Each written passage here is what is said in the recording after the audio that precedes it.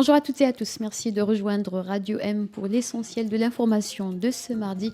Et dans l'actualité, ouverture ce mardi du procès de l'avocat Raouf Arslan et les activistes du Hirak Aziz Bikakria, Redouane Hamidi et Azdine Mansouri au tribunal de Tébessa avec un collectif de défense composé d'une cinquantaine d'avocats. L'avocat Raouf Arslan est accusé d'appartenance au mouvement Rached qui a été classé par l'État algérien comme organisation terroriste. Il a été interpellé le 26 mai 2021 au tribunal de Tébessa, où il s'était rendu pour défendre ses trois clients qui comparaissent avec lui aujourd'hui. 4 personnes ont été inculpées à Khenchela et Oued El-Cheche pour début de diffusion de sujets de baccalauréat par l'usage de moyens de télécommunication et possession d'une marchandise étrangère de contrebande pour la fraude durant les examens. C'est ce qu'indique un communiqué du parquet de la Cour de justice de Khenchela rapporté par l'agence de presse officielle.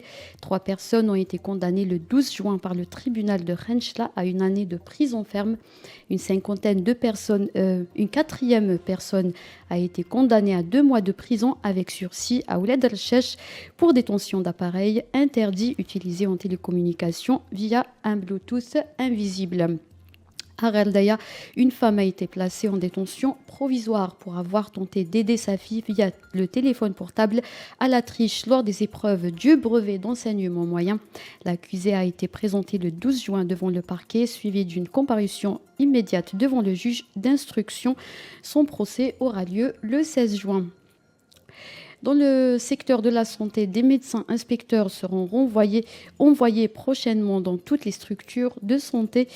C'est une instruction de l'inspection générale du ministère de la Santé dont l'objectif est le suivi de l'amélioration de la qualité de l'accueil et des services de santé au profit des citoyens. Les consultations pour la détermination d'une base juridique pour la tenue des élections en Libye se poursuivent au Caire pour la 3e journée consécutive. Ces discussions se déroulent sous l'égide de l'ONU avec les membres de la commission libyenne mixte composée de la Chambre des représentants et du Haut Conseil de l'État.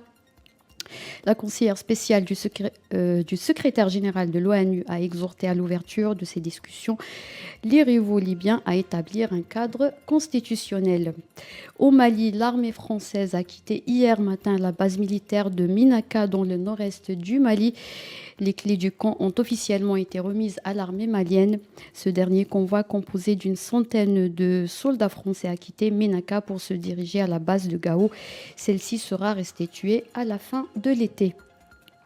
L'Égypte a réagi à l'annonce éthiopienne datant du mois dernier concernant le début du 3e remplissage du barrage de la Renaissance en mois d'août et septembre prochain. Pour le président égyptien Abdel Fattah al-Sisi, il est hors de question que cela se produise. Il a déclaré que personne ne s'approchera des eaux de son pays. Rappelons que le 10 juin dernier, le ministère éthiopien des Affaires étrangères a exprimé un intérêt pour l'Éthiopie à reprendre les négociations menées par l'Union africaine sur le barrage de la Renaissance.